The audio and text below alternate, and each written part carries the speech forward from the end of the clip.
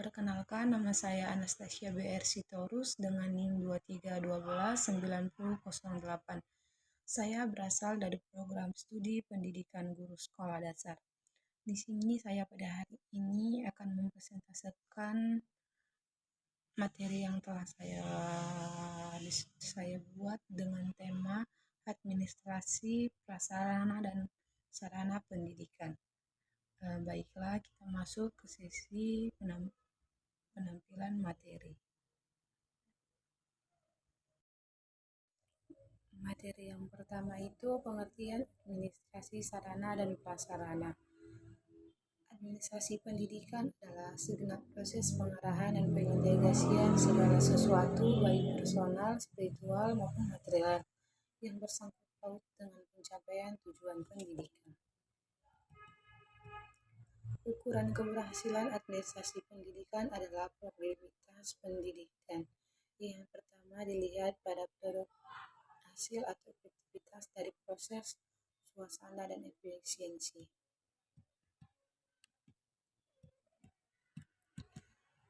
Sarana pendidikan adalah semua fasilitas yang diperlukan dalam proses belajar mengajar, baik yang bergerak maupun tidak, agar pencapaian tujuan pendidikan dapat berjalan dengan lancar, teratur, efektif, dan efisien.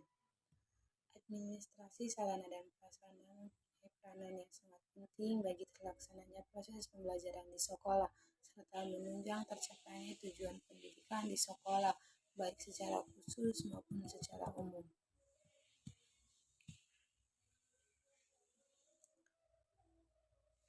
Penguatan pendidikan adalah sesuatu yang digunakan guru dan murid dalam proses pendidikan. Ini mencakup perangkat kelas dan perangkat lunak. Perangkat keras misalnya gedung sekolah dan alat laboratorium. Perangkat lunak misalnya kurikulum, metode, dan administrasi pendidikan.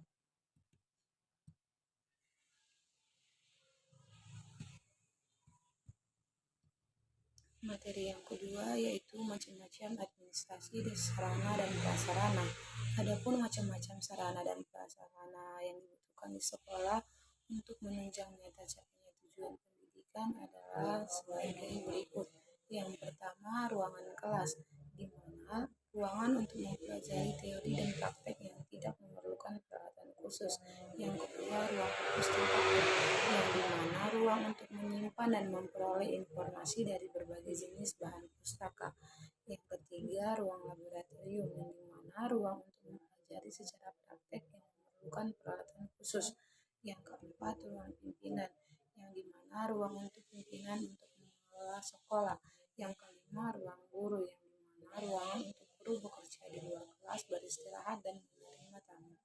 Yang keenam, ruang tata usaha, yang di mana ruang untuk mengelola administrasi sekolah. Yang ketujuh, tempat ibadah, yang di mana tempat warga sekolah melakukan ibadah yang diwajibkan oleh agama masing-masing pada waktu sekolah.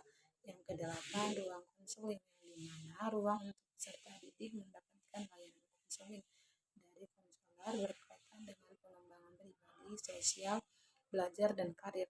Yang ke-9, ruang UKS, yang di mana ruang untuk menangani peserta didik yang mengalami gangguan kesehatan di sekolah. Yang ke-10, ruang organisasi kesiswaan, yang di mana ruang untuk melakukan kegiatan kesetaraan pengelolaan organisasi peserta sekolah.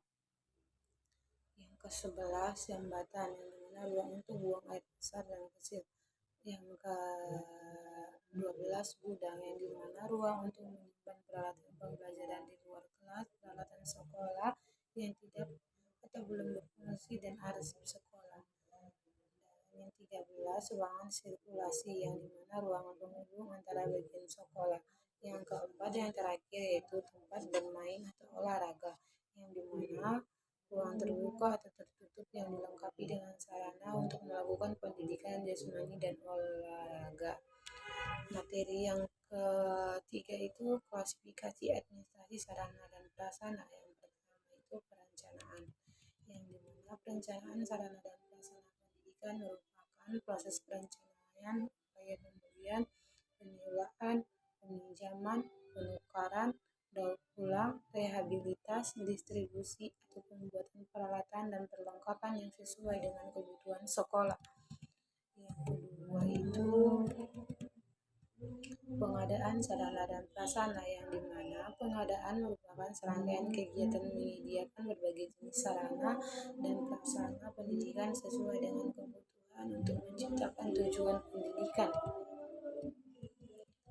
Yang ketiga itu inventarisasi, yang dimana merupakan kegiatan mencatat dan menyusun sarana dan prasarana yang ada secara teratur, tertib, dan lengkap berdasarkan ketentuan yang berlaku. Yang keempat itu penyimpanan, yang dimana kegiatan penyimpanan sarana dan prasarana pendidikan di suatu tempat agar kualitas dan kuantitasnya terjamin. Yang kelima itu pemeliharaan, yang dimana merupakan kegiatan untuk melaksanakan pengurusan dan pengaturan agar semua sarana dan prasarana selalu dalam keadaan baik dan siap untuk digunakan secara berdaya guna dan mencapai tujuan pendidikan. Yang keempat itu penggunaan sarana dan prasarana pendidikan, yang dimana penggunaan dapat dikatakan sebagai kegiatan pemanfaatan sarana dan prasarana pendidikan untuk mendukung proses pendidikan demi mencapai tujuan pendidikan.